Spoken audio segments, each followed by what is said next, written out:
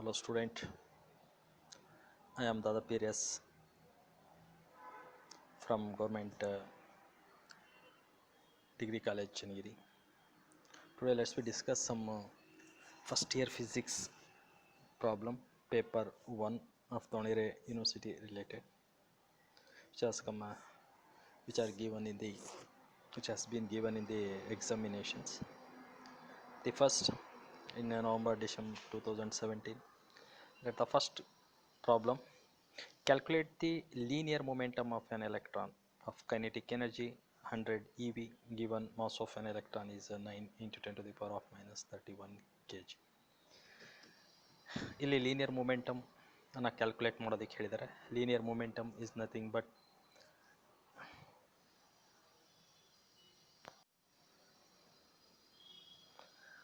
linear momentum of an electron of kinetic energy 100 eV ಅಂತ ಕೊಟ್ಟಿದ್ದಾರೆ. So calculate the linear momentum ಅಂತ ಹೇಳಿದ್ರೆ linear momentum is equal to P is equal to mv ಅನ್ನುವಂಥದ್ದು.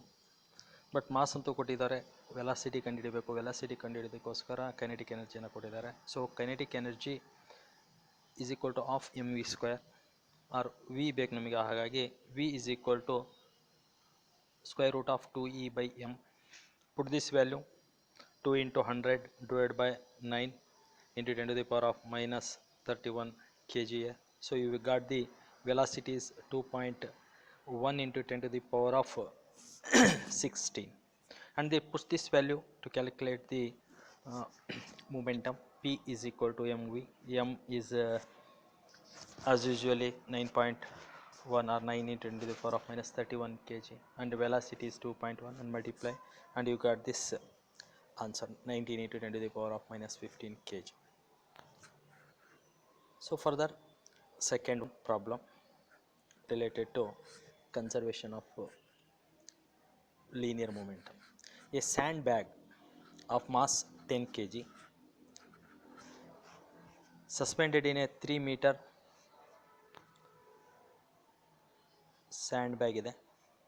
ಇದೊಂದು 10 kg ಇದೆ. Suspended ಇದೊಂದು 3 metre ಇದೆ. ವೇಟ್ಲೆಸ್ ಸ್ಟ್ರಿಂಗಿಂದ ಮಾಡ್ತಾರೆ. ಈ ಬುಲೆಟ್ ಆಫ್ 0.2 kg ಇರುವಂತಹ ಬುಲೆಟ್ ಅನ್ನು ಫೈರ್ ಮಾಡಿದ್ದಾರೆ with a speed of 20 metre ಇರುವಂಥದ್ದು.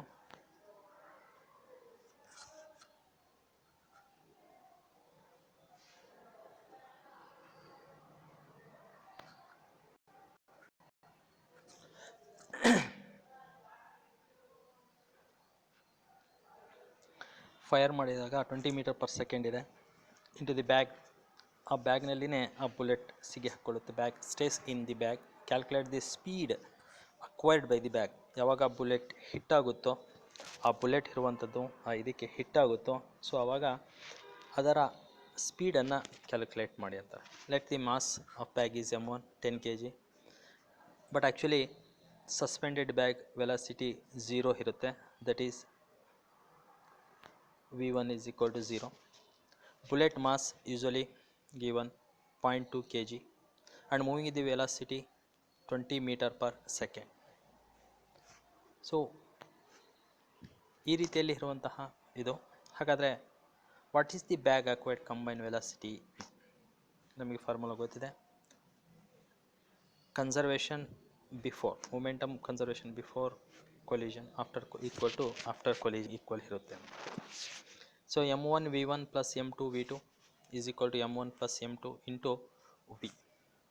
ಇಲ್ಲಿ v ಇರುವಂಥದ್ದು ಅದು ಸಿಂಗಲ್ ಆಗಿಯೇ ಇರುವಂಥದ್ದು, ಯಾಕಂದರೆ ಎರಡು ಕಂಬೈನ್ ಆಗಿರೋದ್ರಿಂದ ಅದಕ್ಕೆ v ಅನ್ನುವಂಥದ್ದು ಹೇಳ್ತೀವಿ.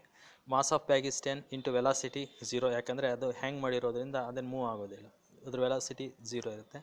m2 bullet mass 0.2 v2 into 10 to the power of 20. Mass of this 10 plus 0.2 bullet mass into V. So ಅಲ್ಲಿ ವಿ ಬೇಕು. ಇದನ್ನು ಸಿಂಪ್ಲಿಫೈ ಮಾಡಿದರೆ ಇದೊಂದು 0 ಆಯಿತು, ಇದು 10 to 0, 0.2 ಅನ್ನುವಂಥದ್ದು 4 ಆಯಿತು, ಇಲ್ಲಿ 10.2 ಆಯಿತು V. So V is equal to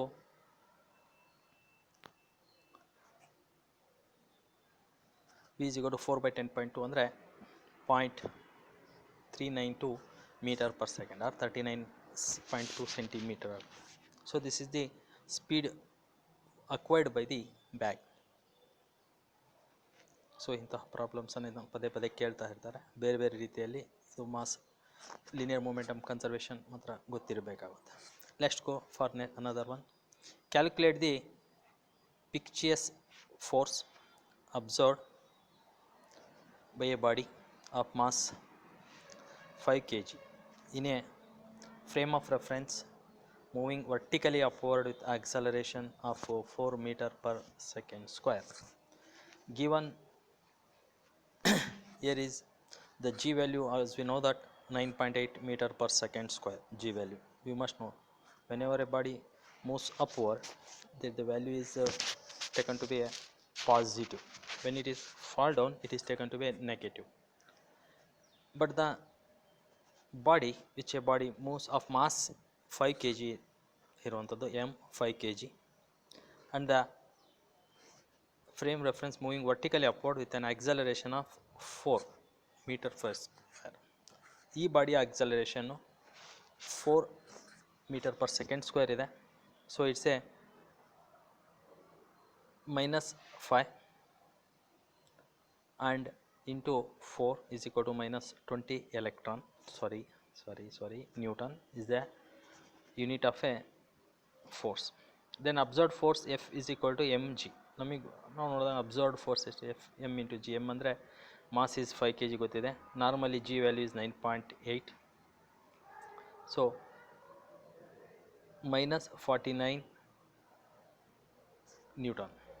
Then the total force, absorbed force minus and the motion upward, F minus F 49 is equal to 49 minus of 20, that is minus into minus plus, so it is a 29.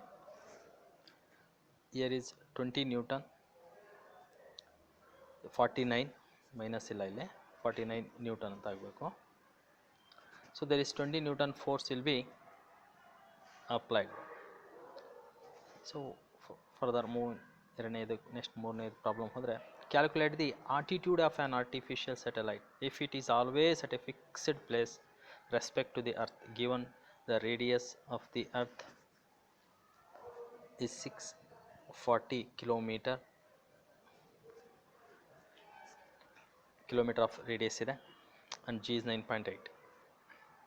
Given radius of ಅರ್ಥನ್ನು ಕೊಟ್ಟಿದ್ದಾರೆ, ಇಲ್ಲಿ radius of earth ಕೊಟ್ಟಿದ್ದಾರೆ 64,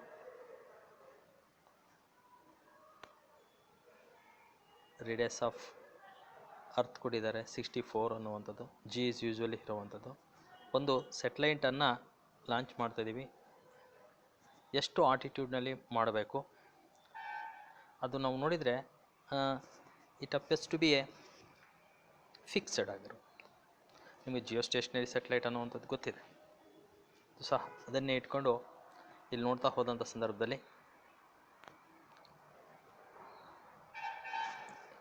angular velocity omega is equal to square root of gm/h³. h is altitude,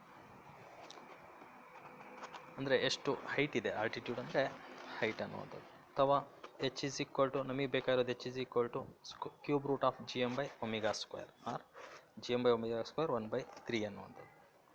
ಹಾಂ, ಇಲ್ಲಿ ನಮಗೆ omega ಬೇಕು. Omega ಅಂದರೆ angular velocity. Omega 2π/t. T ಅಂದರೆ ಪೀರಿಯಡ್ ಅಂತ. ಒಂದು ಸೆಟಲೈಟ್ ಕಂಟಿನ್ಯೂ ನಿಮ್ಗೆ ಅದೇ ತಿರುಗಬೇಕು ಅಂತ ಹೇಳಿದರೆ ಒಂದು ದಿನ ತಿರುಗಲೇಬೇಕು. ಒಂದು ದಿನಕ್ಕೆ 86,400 seconds ನಮಗಿರುವಂಥದ್ದು.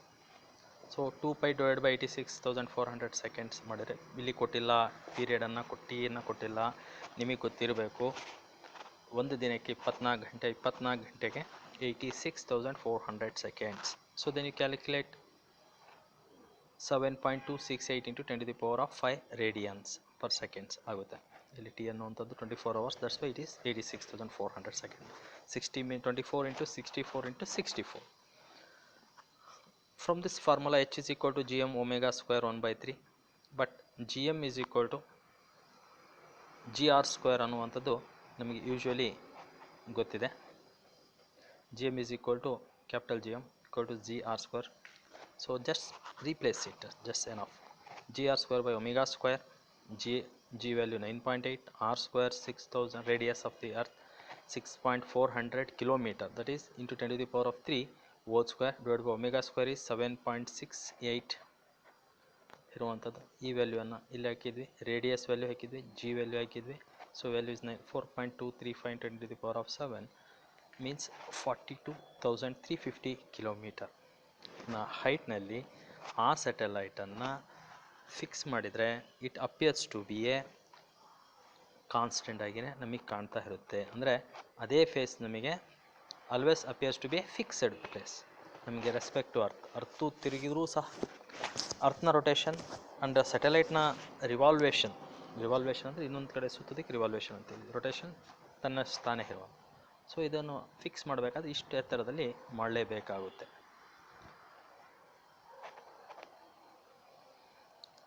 Next problem, a circular disc of mass 0.5 kg of radius 0.1 meter is making 60 revolutions per minute about an axis through center and perpendicular to its base. Calculate the kinetic energy of that circular disc. So how we calculate it? Let's see.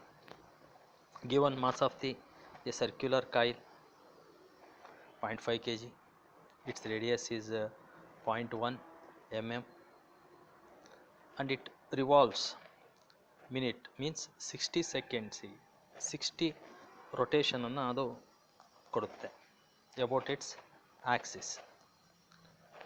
So frequency is given by frequency is number of revolutions per second, ಅಂದರೆ 60 revolution per 60 seconds ಇರೋದ್ರಿಂದ per second is 1 revolution ಆಯಿತು, 1 ಸೆಕೆಂಡಿಗೆ 1 revolution ಆಯಿತು. So omega ಅನ್ನುವಂಥದ್ದೇ ಇಲ್ಲಿ only omega ಡಬ್ಲ್ಯೂ ಅಲ್ಲ. Omega is equal 2πf, 2π into frequency ಕೊಟ್ಟಿಲ್ಲ, ನಾವು ಫ್ರೀಕ್ವೆನ್ಸಿಯನ್ನು ರೊಟೇಷನನ್ನು ರಿವಾಲ್ವೇಷನ್ನ ನೋಡಿ ಕಂಡುಹಿಡ್ಕೋಬೇಕಾಗುತ್ತೆ. ಅದಕ್ಕೆ 2πf equal to 2π into 1 means 2π radian per second is the unit of the angular velocity. So moment of inertia of a circular disc I is equal to mr square by 2. ನಮಗೆ moment of inertia of a circular disc ಬೇರೆ ಬೇರೆ ಶೇಪಿಗೆ ತಕ್ಕಂತೆ moment of inertia change ಆಗುತ್ತೆ. But ಇಲ್ಲಿ circular disc ಇರೋದ್ರಿಂದ mr square by 2, m is the 0.5 into r square is 0.1 whole square, 0.1 ಮೀಟರ್ನಲ್ಲಿನೇ ಕೊಟ್ಟಿರೋದ್ರಿಂದ 0.1 whole square divide by 2. So its value is 2.5 into 10 to the power of -3 kg metre square. ಇದು only I ಕಂಡುಹಿಡಿದ್ವಿ, but ನಮಗೆ kinetic energy ಬೇಕು.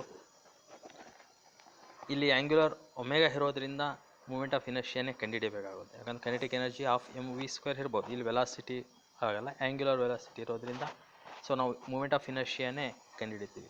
Similar problem ಅಲ್ಲಿ m ಅನ್ನುವಂಥದ್ದು ಇಲ್ಲಿ I replace ಮಾಡುತ್ತೆ, ಮೂಮೆಂಟ್ ಆಫ್ ಇನರ್ಷಿಯಾ ಇರುವಂಥದ್ದು ಮೂಮೆಂಟ್ ಆಫ್ ಇನರ್ಷಿಯಾ ರೀಪ್ಲೇಸ್ ಮಾಡುತ್ತೆ. ಅಲ್ಲಿ ವಿ ಸ್ಕ್ವೇರ್ ಇರೋವಂಥದ್ದು ಆ್ಯಂಗ್ಯುಲರ್ ವೆಲಾಸಿಟಿ ಆಗುತ್ತೆ ಅಷ್ಟೇ. K is equal to half I omega square. ನಾವು ಹೇಗೆ ಹಾಫ್ ಎಮ್ ವಿ ಸ್ಕ್ವೇರ್ ಅಂತ ಏನು ಬರೀತಿದ್ವೋ, ಹಾಫ್ ಎಮ್ ವಿ ಸ್ಕ್ವೇರ್ ಅಂತ ಬರೀತಿದ್ವೋ, ಇಲ್ಲಿ ಎಮ್ ಅನ್ನೋದು ಐ ರಿಪ್ಲೇಸ್ ಮಾಡುತ್ತೆ, ವಿ ಅನ್ನೋದು ಒಮೆಗಾ ರಿಪ್ಲೇಸ್ ಮಾಡುತ್ತೆ ಅಷ್ಟೇ.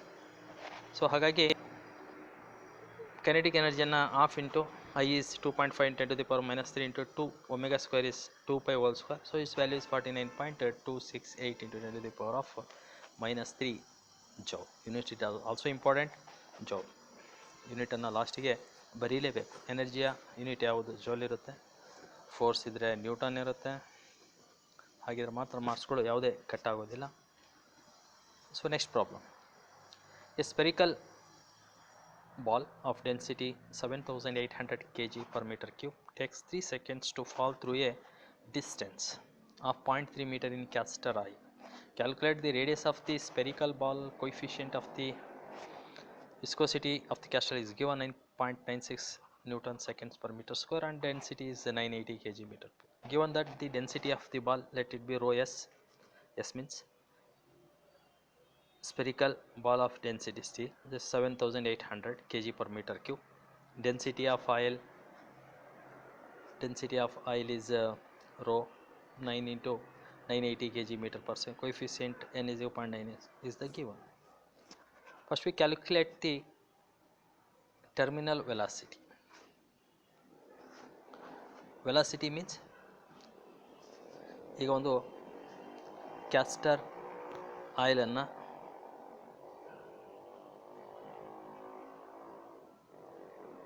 ಈ ರೀತಿ ಇರುವಂಥದ್ದಿದೆ. ಸೊ ಇಲ್ಲಿಂದ ಇಲ್ಲಿಗೆ ಇರುವಂತಹ ಡಿಸ್ಟೆನ್ಸು 0.3 ಮೀಟರ್, ಹೌದಾ? 0.3 ಮೀಟರ್ ಇದೆ. ಅದು ಇಲ್ಲಿಂದ ಇಲ್ಲಿಗೆ ಬರಬೇಕಾದ್ರೆ 3 ಸೆಕೆಂಡನ್ನು ತೆಗೆದುಕೊಳ್ತು. ಹಾಗಾಗಿ ಅದರ ವೆಲಾಸಿಟಿ ಎಷ್ಟಿದೆ ಅಂದರೆ v is equal to 0.3 divided by 3 means 0.1 metre per second ಆಯಿತು. ಅಂದರೆ 3 ಸೆಕೆಂಡ್ ಬೇಕಾಯಿತು through a distance cover 0.3 metre ಮಾಡೋದಕ್ಕೆ ಆ ball, spherical ball. So terminal velocity v ಸಿಕ್ತು. ಫಾರ್ಮುಲಾ ಇಲ್ಲಿದೆ. The coefficient of viscosity eta is equal to n2/9 r square g by v rho square minus put this value. ನಮಗೆ ಬೇಕಾಗಿರುವಂಥದ್ದು calculate the radius of the spherical ball ಇರೋದ್ರಿಂದ r is equal to ಏನಾಗುತ್ತೆ, ಇದನ್ನೆಲ್ಲ simplify ಮಾಡಿ 9v ನೀಟಾ divide by 2g into rho S ಅನ್ನುವಂಥದ್ದು. Put this value 9 value, n value 0.96 ಮತ್ತು v value, ಆಮೇಲೆ divide by 2 value, g 9.8, rho S 7800 minus rho naught is 980. Square ರೂಟನ್ನು find out ಮಾಡಿ. So its value is r is equal to 2.542 into 10 to the power of minus 3 metre. ಅಂದರೆ radius of the ball is 2.10 to the power of minus 3 metre ಇರುವಂಥದ್ದು. What should be the change in the next problem? What should be the change in the load if the depression of the strip cantilever is to be maintained same but its dimension are reduced off? Cantilever usually ನಿಮಗೆ ಗೊತ್ತಿರೋ ಹಾಗೆ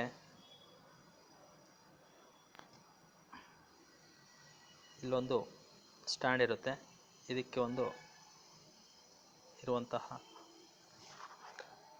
iron made or anything which you made ಅದರಿಂದ ಮಾಡಿರ್ತಾರೆ. ಇದನ್ನು load ಹಾಕ್ತಾ ಆಗ ಇಲ್ಲಿ ಲೋಡನ್ನು ಹಾಕ್ತಾ ಹಾಗೆ ಇದು ಬೆಂಡ್ ಆಗ್ತಾ ಹೋಗುತ್ತೆ, ಹಾಗಾಗಿ ಡಿಪ್ರೆಷನ್ ಆಗ್ತಾ ಹೋಗುತ್ತೆ. ಯಾವಾಗ what should be the change in the load if the depression of the strip cantilever is to be maintain same? Depression same ಇರಬೇಕು ಅಂದಾಗ ಅದರ ಮಾಸನ್ನು ನಾವು ಎಷ್ಟು, ಅದರ ಡೈಮೆನ್ಷನನ್ನು ರೆಡ್ಯೂಸ್ ಮಾಡ್ತೀವಿ. ಈಗ ಎಷ್ಟಿದೆಯೋ ಅದರ ಡೈಮೆನ್ಷನನ್ನು ಆಫ್ ಮಾಡ್ತಾ ಹೋದರೆ ಆದರೆ ಯಾವ ಮಾಸಿಗೆ ಅದು ಈಕ್ವಲ್ ಆದಂತಹ ರೀತಿಯಲ್ಲಿ ಸೇಮ್ ಡಿಪ್ರೆಷನ್ ಆಗುತ್ತೆ. ಈಗ ಯಂಗ್ಸ್ ಮಾಡ್ಯುಲಸ್ ಅಂತೂ ಇದ್ರದ್ದಂತೂ ಸೇಮ್ ಇರುತ್ತೆ, ಐರನ್ ಇರ್ತದೆ. So Young modulus is given by m is equal to 4 mgl³ by bds s bd cube s ಅಂತ. s is a separation. So when I changes to, ಈಗ length ಇದೆ ಹೇಳಿದರೆ condition, all dimension ಅಂದರೆ length, breadth ಮತ್ತು thickness changes ಆಗಬೇಕು. ಇಲ್ಲಿ changes ಆದಂಥ ಸಂದರ್ಭದಲ್ಲಿ ಏನಾಗುತ್ತೆ? So when length changes L to L/2, B to B/2, D to D/2, Y, so Y remains same. ಯಾಕಂದರೆ ಯಂಗ್ಸ್ ಮಾಡ್ಯುಲಸ್ ಮಾಸ್ ಚೇಂಜ್ ಆಗೋಕ್ಕಿಂತ ಡಿಪೆಂಡ್ ಅಪಾನ್ ದಿ ಮೆಟೀರಿಯಲ್ಸ್ ಇರೋದರಿಂದ. So ಇಲ್ಲಿ Young's modulus of a original steel is remains constant. So S is equal to 4g ml³. So ಹಾಗಾಗಿ formula ಏನಿದೆ, S is equal to 4g ml³ bd³ ಅನ್ನುವಂಥದ್ದು. 4g ml³ bd s equal to ಅನ್ನೋದು ಅಂದರೆ depression S equal to bdy ಅನ್ನುವಂಥದ್ದಾಯಿತು. ನಮಗೆ ಇವೆಲ್ಲವೂ ಸಹ compare ಮಾಡಿದರೆ, ಈಗ ನಾವು ಲೆಂತನ್ನು L/2 ಮಾಡಿದ್ದೀವಿ, ಹಾಫ್ L/2 ಹೋಲ್³, ಬ್ರೆಡ್ತನ್ನು B/2 ಮಾಡಿದ್ದೀವಿ, ಅದರ ಥಿಕ್ನೆಸ್ಸನ್ನು D/2 ಮಾಡಿದ್ದೀವಿ, ಅಂದರೆ D/2 ಹೋಲ್³ ಆಯಿತು, ಇಂಟು y ಗೆಟ್ ಕ್ಯಾನ್ಸಲ್. ಇಲ್ಲಿ y ಇದೆ ಸೇಮ್ ಇರೋದರಿಂದ ಗೆಟ್ ಕ್ಯಾನ್ಸಲ್ ಆಗುತ್ತೆ. So remaining use only ml³ by bd³. So ಇಲ್ಲಿ L³ ಈ ಕಡೆ ಇರುವಂಥದ್ದು ml³ ಬೈ bd³ ಉಳಿಯುತ್ತೆ, ಈ ಕಡೆ m ಉಳಿಯುತ್ತೆ. ಇಲ್ಲಿ L³/8 ಅನ್ನುವಂಥದ್ದು L³/8, D³/8 ಉಳಿತು, 8 ಕ್ಯಾನ್ಸಲ್ ಆಯಿತು. So 2m, m is equal to 2m. The mass of the hang is m is equal to m/2. ಅಂದರೆ mass should be reduce to half ಅನ್ನುವಂಥದ್ದು. Mass should reduces to half of the initial mass. ಮೊದಲು ಯಾವ ಮಾಸಿಗೆ ಹಾಕಿದ್ವೋ assume that ಅಲ್ಲೊಂದು ನಾವು 100 gram ಹಾಕಿದ್ವಿ ಅಂದರೆ, ಫಸ್ಟಿಗೆ ಒಂದು 100 ಗ್ರಾಮ್ ಹಾಕಿದ್ವಿ ಅಂದರೆ, ಈಗ ಡೈಮೆನ್ಷನ್ ಚೇಂಜ್ ಆಗಿರೋದ್ರಿಂದ 100 ಗ್ರಾಮ್ ಹಾಕಿದಾಗ ಅದು ಎಷ್ಟು ಬೆಂಡ್ ಆಗ್ತಿತ್ತೋ ಅಷ್ಟೇ ಬೆಂಡ್ ಆಗಬೇಕಾದ್ರೆ you must apply the mass should be ಈಗ 50 ಗ್ರಾಮಿಗೆ ಹಾಕಬೇಕು. ಆವಾಗ ಅದರ ಡೈಮೆನ್ಷನ್ ಚೇಂಜ್ ಆದಾಗ ಅಷ್ಟೇ ಬರಬೇಕಪ್ಪ ನಮಗೆ ಡಿಪ್ರೆಷನ್ ಅನ್ನುವಂಥದ್ದು ಇನಿಷಿಯಲ್ ಮಾಸ್.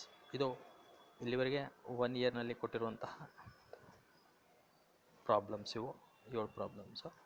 ನೆಕ್ಸ್ಟ್ ಅದೇ ರೀತಿಯಲ್ಲಿ ನೆಕ್ಸ್ಟ್ ಇಯರ್ನಲ್ಲಿ ಬಂದಿರುವಂಥದ್ದು 2017ನಲ್ಲಿ ನೋಡ್ತಾ ಹೋದರೆ the system consist of mass problem 5 kg 10 kg 15 kg ಇದೆ. ಲೊಕೇಟೆಡ್ ಅಟ್ ಒಂದು ಪಾಯಿಂಟ್ನಲ್ಲಿ 1 5 -3 2 5 7 3 3 1 respectively. Find the positions of the centre of the mass. ಇಲ್ಲಿ position of the centre of the ಮಾಸ್ನಲ್ಲಿ ಕೇಳಿರೋದ್ರಿಂದ ಒಂದು ಫಾರ್ಮುಲಾ ಯೂಶ್ವಲಿ ಗೊತ್ತಿರಬೇಕು. So m1 r1 m2 r2 m3 r3 divide by sum of their masses. ಆಗ m1 ಅನ್ನೋದು first mass 5 kg, m2 10 kg, m3 15 kg. ಇಲ್ಲಿ r1 ಅಂದರೆ 1 5 3, r1 ಅಂದರೆ x1 y1 yz3, x2 y2, r2 ಅಂದರೆ 2 5 7 means x2 5 7 ಈ ರೀತಿ. z r3 ಅಂತ ಹೇಳಿದರೆ x3 y3 z3 respectively. Find the positions of the centre of the mass. ಈ ವ್ಯಾಲ್ಯೂನಲ್ಲಿ m 1x 5y ಇಲ್ಲಿದೆ ನೋಡಿ, -3y 3z ಪ್ಲಸ್ m2 10 ಅಲ್ಲಿ x2 2x y2 5y 7z plus m3 is 15 kg into 3x 3y minus z divided by sum of their masses 5 plus 10 plus 15. ಇದನ್ನು simplify ಮಾಡಿದರೆ you got 70x plus 120y plus 40z divided by mass is 30. So x ನಾವು ಮಾತ್ರ add ಮಾಡಿ order subtract ಮಾಡಿ depend upon the sign, y ನಾವು order subtract depend upon sign, z ಒಂದು ಕಡೆ ಮಾಡಿ. ಸೊ ಇಷ್ಟು ಬಂತು ವ್ಯಾಲ್ಯೂ. ಸೊ ಡಿವೈಡ್ ಬೈ 30 ಮಾಡಿದರೆ 7/3 4 4/3 is the position of the centre of mass. ಮಾಸ್ನಲ್ಲಿ ಸೆಂಟರ್ ಆಫ್ ಮಾಸು ಇದರಲ್ಲಿ ಇರುತ್ತೆ ಅನ್ನುವಂಥ. ನೆಕ್ಸ್ಟ್ ಪ್ರಾಬ್ಲಮ್ನಲ್ಲಿ ಹೋಗಿದ್ದೆ ಆದರೆ linear conservation of linear momentum related.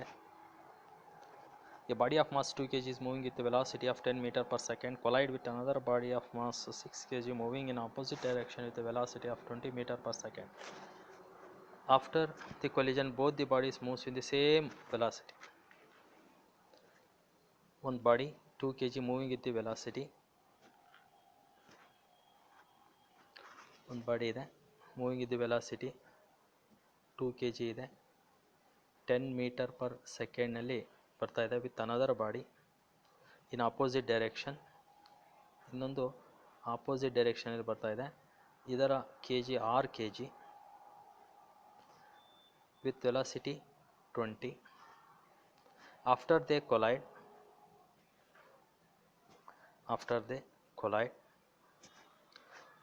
both the bodies moves in the same direction. Collide ಆದಾಗ ಇವೆರಡೂ ಬಾಡಿಗಳು ಇದೇ ಡೈರೆಕ್ಷನಲ್ಲಿ ಮೂವ್ ಆಗ್ತಾ ಇದೆ, ಈ ಡೈರೆಕ್ಷನಲ್ಲಿನೇ ಮೂವ್ ಆಗ್ತಾ. ಹೆವಿ ಬಾಡಿ ಇದೆ, ಲೈಟ್ ಬಾಡಿ ಇರೋದ್ರಿಂದ ಅದು ಹಾಗೆ ತೆಗೆದುಕೊಂಡು ಹೋಗ್ತಾ ಇದೆ. So find their common velocity. ಹಾಗಾದರೆ ಇವೆರಡು ಕಂಬೈನ್ ಆದಾಗ ಹಾಗಾದರೆ ಅದರ ವೆಲಾಸಿಟಿ ಎಷ್ಟಿರುತ್ತೆ? ಸರಿ, m1 v1 plus m2 v2 combine ಆದಾಗ m1 plus m2 v already ಹಿಂದೆ ಪ್ರಾಬ್ಲಮನ್ನು ಡಿಸ್ಕಷನ್ ಮಾಡಿದ ರೀತಿಯಲ್ಲಿದೆ. ಫಸ್ಟ್ ಮಾಡಿ 2 kg with moving velocity 10, second body 6 20 plus mass sum of the mass 2 plus 6 into V. So V got 140/8 that is 17.5 metre per second. ಈಗ ಎರಡೂ ಬಾಡಿಗಳು ಇರೋದ್ರಿಂದ ಅವೆರಡೂ ಬಾಡಿಗಳು 17.5 metre per ಸೆಕೆಂಡಲ್ಲಿ ಹೋಗ್ತಾ ಇರುತ್ತೆ.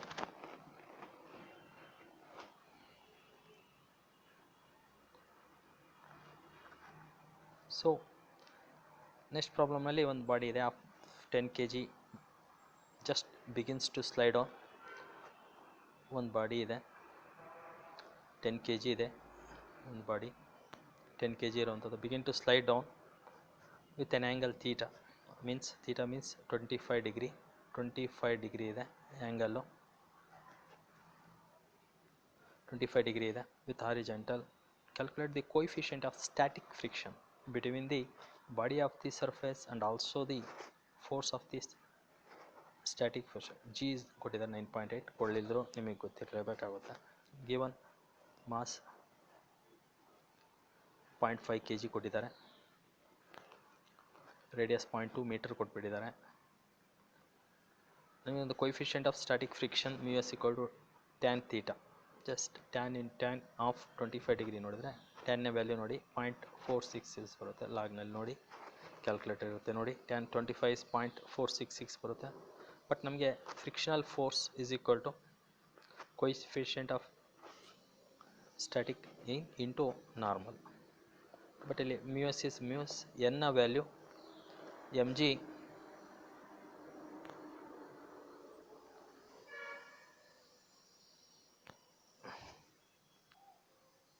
mg is equal to cos θ ಅನ್ನುವಂಥದ್ದಾಯಿತು. ಸೊ ಇಲ್ಲಿ fs is equal to ವ್ಯಾಲ್ಯೂನ ನೋಡಿ 4.66 ಆಯಿತು, ಮತ್ತು m ವ್ಯಾಲ್ಯೂ 10 ಆಯಿತು,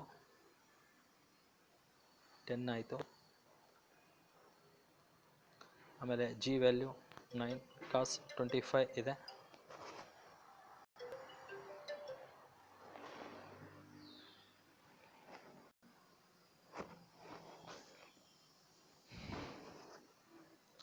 So then you got the Fs equal to 41.39 Newton ಇರುವಂಥ. ಸೊ ಇದು ನಿಮಗೆ ಬೇಕಂತ easy steps. μs equal to tan θ ಗೊತ್ತಿರಬೇಕು, μs ಫ್ರಿಕ್ಷನಲ್ ಕೋಯಿಫಿಷಿಯಂಟ್ ಸಿಕ್ತು, frictional force F is equal to μs into n normal force. n ಅನ್ನುವಂಥದ್ದು normal force ಇದೆ, ಇಲ್ಲೇ body ಇದೆ, ಇದಕ್ಕೆ ನಾರ್ಮಲ್ ಆಗಿ ಇರುವಂತಹ ಫೋರ್ಸು, ನಾರ್ಮಲ್ ಫೋರ್ಸ್ ಇರುವಂಥದ್ದು n is equal to mg cos θ ಅನ್ನುವಂಥದ್ದು ಸಿಗುತ್ತೆ. ಬೇಕಾಗಿರುವಂತಹ ಪ್ರಾಬ್ಲಮ್ ಸಿಗುತ್ತೆ. ನೆಕ್ಸ್ಟ್ ಪ್ರಾಬ್ಲಮನ್ನು ನೋಡಿದ್ದೆ ಆದರೆ ಹಿಂದೆ ಒಂದು ಮಾಡಿದ್ವಿ, ಅದೇ ರೀತಿಯಲ್ಲಿ circular disc of mass 0.5 kg, radius 0.2 metre, making 120 revolution per minute. RPM ಅಂದರೆ revolution per minute about an axis passing through the center and perpendicular to its plane. Calculate its kinetic energy of rotation. ಇದೇ ರೀತಿಯಲ್ಲಿ number of revolution per second ಅಂದರೆ 120 revolution per second minute ಇರೋದ್ರಿಂದ RPM ಅಂದರೆ minute, m ಅಂದರೆ minute, 120 ಅಂದರೆ 2 revolution, 1 ಸೆಕೆಂಡಿಗೆ 2 revolution ಆಯಿತು. ಯಾಕಂದರೆ 60 ಸೆಕೆಂಡಿಗೆ 120 revolution ಅಂತ ಹೇಳಿದರೆ 2 revolution ಆಯಿತು. That is called frequency. ಇಲ್ಲಿ omega is equal to 2πf, ಇಲ್ಲಿ W ಅಲ್ಲ, omega is equal to 2πf, 2π into F ಅಂದರೆ ಫ್ರೀಕ್ವೆನ್ಸಿ ಅಂದರೆ number of oscillation per second. ಅದಕ್ಕೆ 2π ಇಂಟು 2 ಮೀನ್ಸ್ 4π ರೇಡಿಯನ್ ಆಯಿತು, ಪರ್ ಸೆಕೆಂಡ್ ಆಯಿತು. Moment of inertia equal to circular disc ಇದೆ mr²/2 ಅನ್ನುವಂಥದ್ದು. m is 0.5, radius is 0.2 whole square divided by 2, that is 0.01 kg meter square. So ಇದನ್ನು ನಾವು kinetic energy of a rotational body is half into I into omega square of I 0.01 and omega square 4π whole square 7.789 Joule.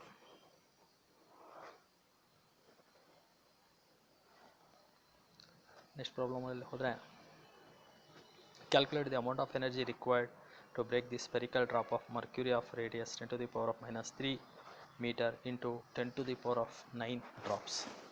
10 to the power of 9 drops ಅಂತ ಆದರೂ ಕೇಳ್ತಾರೆ, ಇಲ್ಲಾಂದರೆ ನಿಮಗೆ billion ಅಂತಲೂ ಕೇಳ್ತಾರೆ. Billion ಕೇಳಿದರೆ ಬಿಲಿಯನ್ ಬರೀರಿ, ಮಿಲಿಯನ್ ಕೇಳಿದರೆ ಮಿಲಿಯನ್ ಅಲ್ಲಿ ನೀವು ಬರ್ಕೋಬೇಕಾಗುತ್ತೆ. ಅಂದರೆ billion drops of equal size.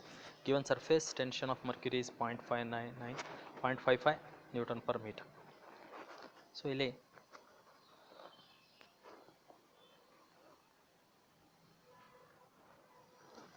Given radius bigger drop in ಕೊಟ್ಬಿಟ್ಟಿದೆ, ಒಂದು ದೊಡ್ಡ ಬಿಗ್ಗರ್ ಡ್ರಾಪ್ ರೇಡಿಯಸ್ ಇದೆ, ಅದು 10 to the power of -3 ಮೀಟರ್ನಲ್ಲಿದೆ. Surface tension T 0.55 newton metre ಇದೆ. ಈಗ ನಾವು ಈ ಒಂದು ಬಿಗ್ ಅಂದರೆ ಬಿಗ್ನಲ್ಲಿ ಇರುವಂಥದ್ದನ್ನು, ಈ ಒಂದು ಡ್ರಾಪನ್ನು ನಾವು ಸಣ್ಣವು ಮಿಲಿಯನ್ಸ್ ಇರುವಂತಹ ಡ್ರಾಪ್ಸನ್ನು ನಾವು ಮಾಡಬೇಕು. ಮಿಲಿಯನ್ಸ್ ಆಫ್ ಡ್ರಾಪ್ಸನ್ನು ನಾವು ಮಾಡಬೇಕಾಗುತ್ತೆ. ಬಿಲಿಯನ್ಸ್ 1 ಬಿಲಿಯನ್ ಮೀನ್ಸ್ 10⁻⁹ ಮಿಲಿಯನ್ ಆಗಿದ್ದರೆ 10⁻⁶ ಅಂತ ತಗೊಳ್ತೀವಿ. ಹೀಗೆ ನಾವು ಈ ಒಂದು ಡ್ರಾಪಿಂದ ನಾವು 1 ಬಿಲಿಯನ್ ಅಷ್ಟು ಡ್ರಾಪ್ಸನ್ನು ಮಾಡಬೇಕಾಗುತ್ತೆ. ಸೊ ವಾಟ್ ವಿ ಡು, ಆವಾಗ ನಮಗೆ ಇದು ಎಷ್ಟು ವ್ಯಾಲ್ಯೂಮ್ ಇದೆಯೋ ಇದರ ಟೋಟಲ್ ಮಾಡಿದರೆ ಎಲ್ಲ ಇದರ ವ್ಯಾಲ್ಯೂಮ್ ಇದಕ್ಕೇ ಈಕ್ವಲ್ ಇರುತ್ತೆ. ಯಾಕಂದರೆ ಇದರಿಂದನೇ ನಾವು ಮಾಡೋದ್ರಿಂದ ಇದರ ವ್ಯಾಲ್ಯೂಮ್ ಏನು ಬಿಲಿಯನ್ಸ್ ಇದ್ದಾವೋ ಇದರ ವ್ಯಾಲ್ಯೂಮ್ ಇಂಟು ಬಿಲಿಯನ್ಸ್ ಏನಿದೆಯೋ ಅದಕ್ಕೆ ಈಕ್ವಲ್ ಆಗಿರುತ್ತೆ. ಅದನ್ನೇ ನಾವಿಲ್ಲಿ ಫಾರ್ಮುಲಾ ಬರ್ತೀವಿ. Volume of the bigger drop is equal to 10⁻⁹. Billion means 10⁻⁹. Volume of the smaller drop, ಒಂದು ಡ್ರಾಪಿನ ಒಂದು ವ್ಯಾಲ್ಯೂಮು 10⁻⁴ ಟೈಮ್ಸ್ ಬಿಗ್ಗರ್ ವ್ಯಾಲ್ಯೂಮ್ಗೆ ಈಕ್ವಲ್ ಇರುತ್ತೆ ಅಂತ. ಫಾರ್ಮುಲಾ ನಮಗೆ ವ್ಯಾಲ್ಯೂಮ್ ಆಫ್ ಎ ಡ್ರಾಪ್ ಅಂದರೆ ಸ್ಪೆರಿಕಲ್ ಡ್ರಾಪು ಮೀನ್ಸ್ 4/3πr³ ಅನ್ನುವಂಥ ಸಿಗುತ್ತೆ. ಒಂದು ಸ್ಪೆರಿಕಲ್ ಡ್ರಾಪ್ ಇದೆ. ಸ್ಪೆರಿಕಲ್ ಡ್ರಾಪ್ ಇರೋದ್ರಿಂದ ಇದು 4πr³ into billion 10⁻⁴. Volume of the small drops 4/πr³, small R ಅನ್ನು ಯೂಸ್ ಮಾಡಿದ್ದೀವಿ.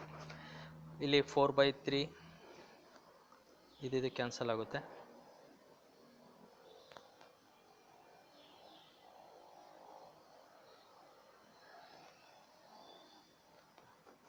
4/3 π ಕ್ಯಾನ್ಸಲ್ ಆಯಿತು. r³ 10⁻⁻³ whole cube 10⁻⁹ small r³. So r is equal to cube root of 10⁻18, that is r is equal to 10⁻⁻6 metre. ಅಂದರೆ small ಡ್ರಾಪ್ನ radius ಎಷ್ಟಿರುತ್ತೆ ಅಂತ ಹೇಳಿದರೆ 10⁻⁻6 ಮೀಟರ್ನಷ್ಟು ಇರುತ್ತೆ. ಆವಾಗ ಮಾಡಿದಾಗ ಅದು 1 ಬಿಲಿಯನ್ನಷ್ಟು ಡ್ರಾಪು ಒಳಗೋಕ್ಕೆ ಸಾಧ್ಯತೆ ಇದೆ. ಆದರೂ ಸಹ ನಮಗೆ ಬೇಕಾಗಿರುವಂತಹ amount of energy required to break off, ಎಷ್ಟು ಅಮೌಂಟ್ ಆಫ್ ಎನರ್ಜಿ ಬೇಕು ಅಂದಾಗ ಅದರ ಸರ್ಫೇಸ್ ಏರಿಯಾನು ಸಹ ನಮಗೆ ಬೇಕಾಗುತ್ತೆ. ಸೊ ಇಲ್ಲಿ increase in surface area is equal to 10⁻⁹ into surface area of the smaller drop minus surface area of the bigger drop. Bigger ಡ್ರಾಪ್ನ surface area ಎಷ್ಟಿತ್ತು, ಈಗ ಎಷ್ಟು ಸಿಕ್ತು ಅನ್ನುವಂಥದ್ದು ಇಂಪಾರ್ಟೆಂಟ್ ಆಗುತ್ತೆ. ಅದಕ್ಕೆ 10⁻⁹. Surface area formula is 4πr² minus 4πR². Usually 4π common ಇದೆ, common ತಗೊಳ್ಳಿ. 10⁻⁹ ಇಂಟು ಸ್ಮಾಲ್ ಆರ್ ಗೊತ್ತಿದೆ ನಮಗೆ 10⁻⁻6 whole square minus capital R 10⁻⁻3. ಇದನ್ನು ಸಿಂಪ್ಲಿಫೈ ಮಾಡಿದ್ದೆ ಆದರೆ ಇದು 4π into 10⁻⁻3 minus 6 means 4π into surface increase in surface area ಎಷ್ಟು ಚೇಂಜ್ ಆಯಿತು ಅಂದರೆ 4π ಇಂಟು 0.99 ಇಂಟು 10⁻⁻13. ಅಂದರೆ ಸಣ್ಣದಾದ ಹಾಗೆ ಸರ್ಫೇಸ್ ಏರಿಯಾ ಹೆಚ್ಚಿಗೆ ಆಗುತ್ತೆ ಅನ್ನುವಂಥ. ಇಲ್ಲಿ ಅಮೌಂಟ್ ಆಫ್ ಎನರ್ಜಿ ರಿಲೀಸ್ಡ್ ಎಷ್ಟು ಬೇಕಪ್ಪ ಅಂತ ಹೇಳಿದ್ರೆ ನಾವು ಎಷ್ಟು ವರ್ಕ್ ಡನ್ ಮಾಡ್ತೀವಿ ಎರಡೂ ಕೇಳ್ಬೋದು. ಇಲ್ಲಿ amount of work calculate amount of work energy released ಅಂತಲೂ ಕೇಳಬಹುದು. ಇಲ್ಲಾಂದರೆ ಅಮೌಂಟ್ ಆಫ್ ಎಷ್ಟು ವರ್ಕ್ ಡನ್ ನಾವು ಮಾಡಬೇಕಾಯಿತು ಅಂದರೆ ಎಷ್ಟು ಎನರ್ಜಿ ಅಂದರೆ ಸರ್ಫೇಸ್ ಟೆನ್ಷನ್ ಎಷ್ಟು into increased in surface area. ಈ ಫಾರ್ಮುಲಾ ಗೊತ್ತಿದೆ. ಇಲ್ಲಿ 3 ಫಾರ್ಮುಲಾ ನಮಗೆ ಯೂಶ್ವಲಿ ಗೊತ್ತಿರಬೇಕಾಗ್ತದೆ. T into increase in surface area, T is 0.55. Increase in surface area ಎಷ್ಟಾಯಿತು ಅಂದರೆ ಇಷ್ಟು. ಇದನ್ನು ಮಲ್ಟಿಪ್ಲೈ ಮಾಡಿದರೆ 6.90 × 10⁻⁻3 ಜೌಲ್ ಅನ್ನುವಂಥದ್ದು amount of energy to be released or work done to break that point. Bigger ಇರುವಂತಹ ಒಂದು ಇದನ್ನು ಸಣ್ಣ ಮಾಡಬೇಕು ಅಂದರೆ ಈ ರೀತಿ ಸಣ್ಣ ಮಾಡಬೇಕು ಅಂದರೆ ಸೊ ನಿಮಗೆ ಬಿಲಿಯನ್ಸ್ ಅಷ್ಟು ಮಾಡಬೇಕಂದ್ರೆ ಇಷ್ಟು ಅಮೌಂಟ್ ಆಫ್ ಎನರ್ಜಿ ಬೇಕಾಗುತ್ತೆ. 6.9 × 10⁻³ ಜೌಲ್ ಅನ್ನುವಂಥ. Next steel wire of diameter. ಒಂದು ಸ್ಟೀಲ್ ವೈರ್ ಇದೆ 3.8 × 10⁻³ 4 metre, length 4.2 metre, extent 1.82 10⁻³ under load of 1 kg. Find the Young's modulus of the material of the. First steel wire diameter ಕೊಟ್ಟಿದ್ದಾರೆ 3.8 × 10⁻⁻4 and its length natural length is 4.22 meter. 4.22 meter. ಅದನ್ನು 1 kg ಹಾಕಿದಾಗ ಅದರ extended length ಅಂದರೆ 4.2ಗೆ ಸ್ವಲ್ಪ 1.82 metre ಅಷ್ಟು extend ಆಗುತ್ತೆ. Extended length small.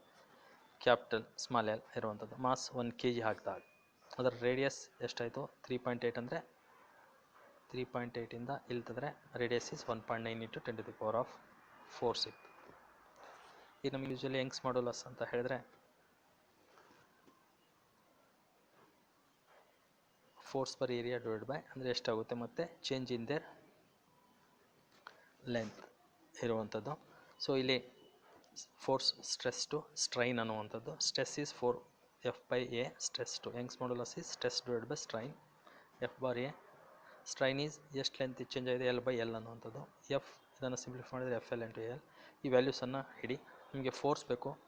Force is 1 kg ಕೊಟ್ಟಿದ್ದಾರೆ. Mass mg 9.8 ಅಂದರೆ ಫೋರ್ಸ್ ಈಸ್ 9.8.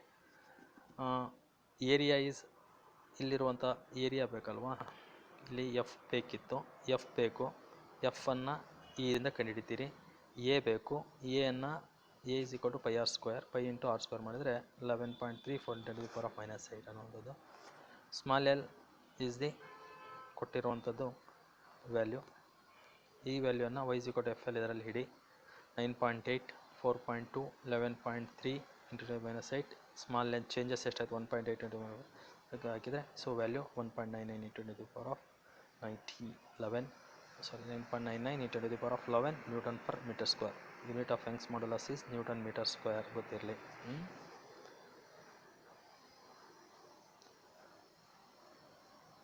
ಇಲ್ಲಿವರೆಗೆ ಎಷ್ಟು ಪ್ರಾಬ್ಲಮ್ಸನ್ನು ನೋಡಿದ್ದೀರಿ. So thank you for watching. Use ಮಾಡ್ಕೊಳ್ಳಿ. ಕೆಲವರು ಎಕ್ಸಾಮ್ ಪರ್ಪಸ್ ಇರೋದರಿಂದ ಇದನ್ನು ಮಾಡಿದೆ. ಸೊ ನಿಮಗೆ ಸರ್ವ್ ಮಾಡಿದ್ದೀರಾ. ಇನ್ನೊಂದೆರಡು ಇದೇ ರೀತಿಯಾದಂತಹ ಕೆಲವು ಪ್ರಾಬ್ಲಮ್ಸನ್ನು ಫಾರ್ಮುಲಾ ಅದೇನು ಕೊಟ್ಟಿದ್ದಾರೆ ಫಾರ್ಮುಲಾವನ್ನು ಒಂದು ಕಡೆ ಬರ್ಕೊಳ್ಳಿ, ಸಾಲ್ವ್ ಮಾಡ್ತಾ ಹೋಗಿ. Okay, all the best. Thank you.